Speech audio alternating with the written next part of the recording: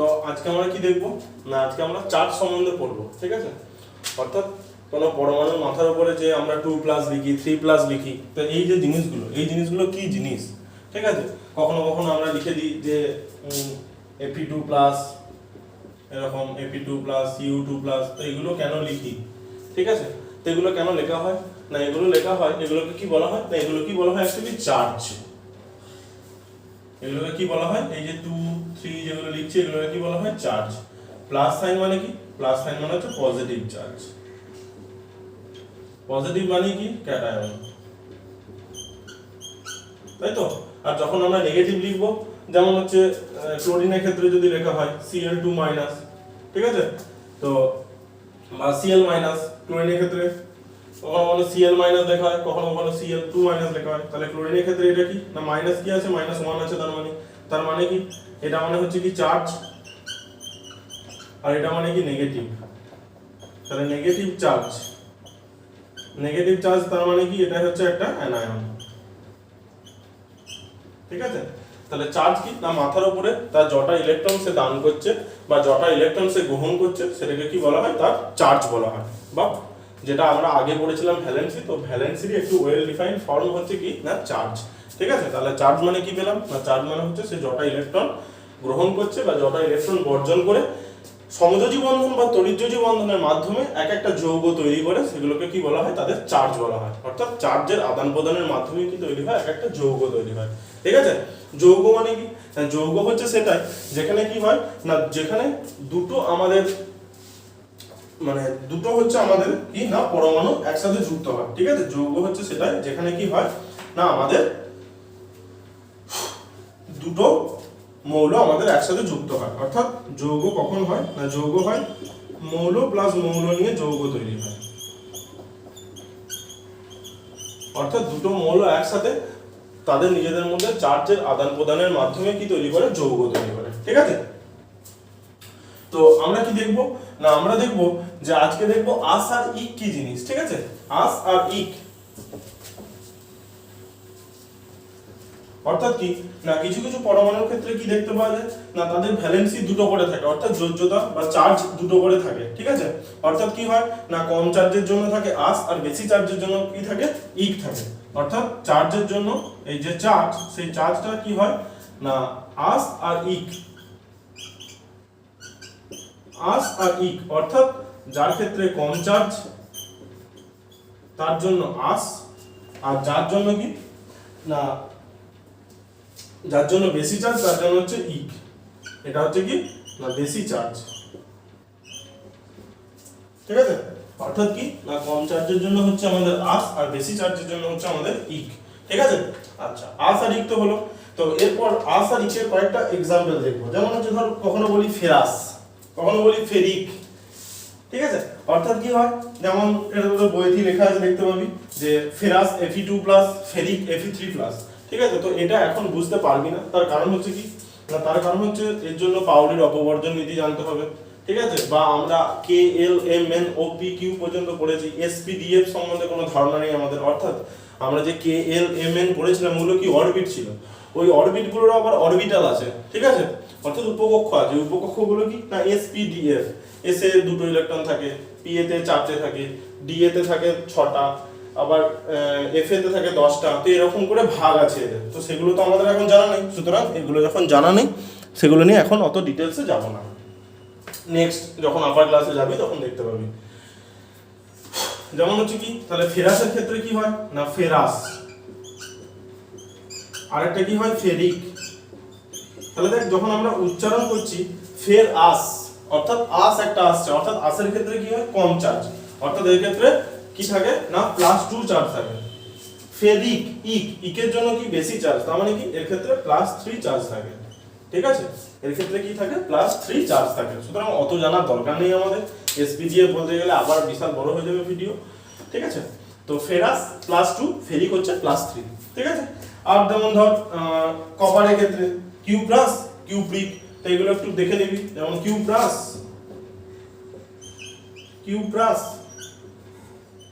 আর একটা হয় কিউপ্রিক, ঠিক আছে। তো কিউ প্লাসের ক্ষেত্রে কি, কিউ প্লাসের ক্ষেত্রে 1, এর ক্ষেত্রে কত 2।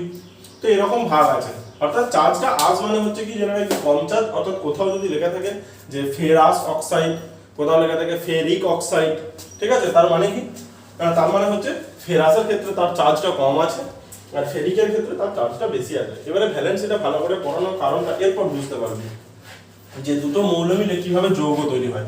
ঠিক আছে, ধর আমি সাপোজ ধরলাম তোদের বইতে দেওয়া আছে FeCl2, তো এই FeCl2 টা তৈরি হয়টা কিভাবে, FeCl2 যেটা দেয়া আছে এই FeCl2 টা তৈরি হয় কিভাবে।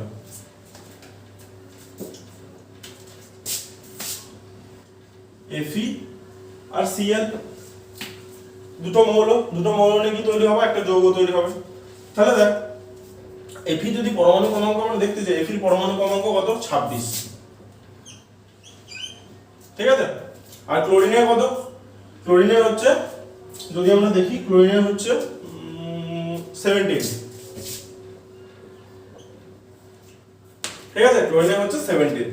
তাহলে ফ্লুরিনের ক্ষেত্রে দেখ, ফ্লুরিনের ক্ষেত্রে যদি আমরা দেখতে চাই তাহলে দেখ ফ্লুরিনে সরি Fe এর ক্ষেত্রে যদি আমরা দেখতে চাই তাহলে পরমাণুর যে স্ট্রাকচারটা সেটা কিভাবে হয় না 2, 8, 14, এই যে 2, এই 2টা কখনো কি হয়ে যায়, কখনো এটা 13,3 হয়ে যায়, ঠিক আছে, 13,3 হয়, আবার কখনো 14,2 হয়, ঠিক আছে। অর্থাৎ কি না 2 আর যেমন ছিল তেমন থাকে, এখানে কখনো 14টা থাকে, তখন এই বাইরে কক্ষপথে 2টো থাকে, আবার কখনো কি হয় 13টা থেকে বাইরে কক্ষপথে 3টে ইলেকট্রন বেরিয়ে যায়, ঠিক আছে। তো কখনো কখনো ওই জন্য +2 হয়, কখনো কখনো +3 হয়, ঠিক আছে। তো বাইরে কক্ষপথে দুটো 17 এ যদি লিখিস তাহলে 2, 8, 7, ঠিক আছে, 2, 8, 7। এর ক্ষেত্রেও ঠিক সেম জিনিস হয়, এর ক্ষেত্রেও ঠিক সেম জিনিস হয়। তাহলে এবারে দেখ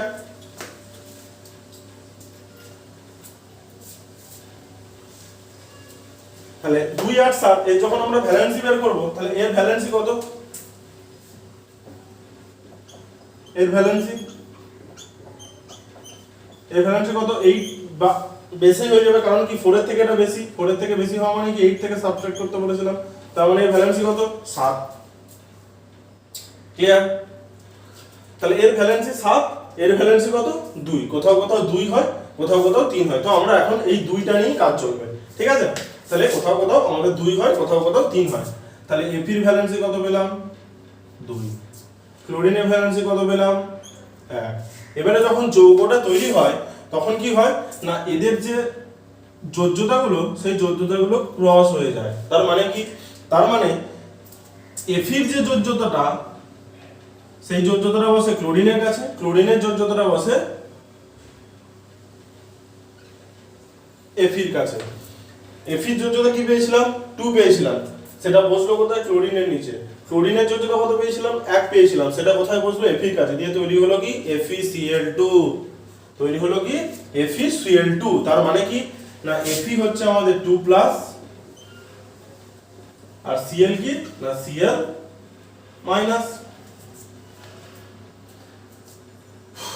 ঠিক আছে।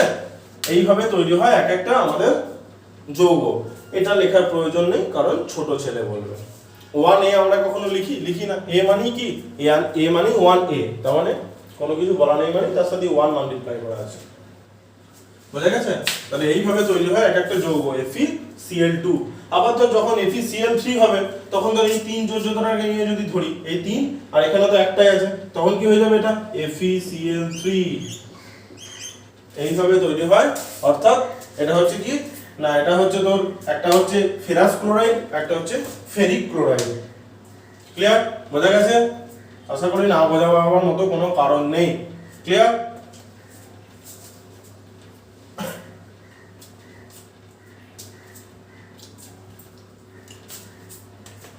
তাহলে ভ্যালেন্সি গুলো কি হয়ে যায় ইন্টারচেঞ্জ হয়ে যায়, এইভাবে তৈরি হয় এক একটা যৌগ।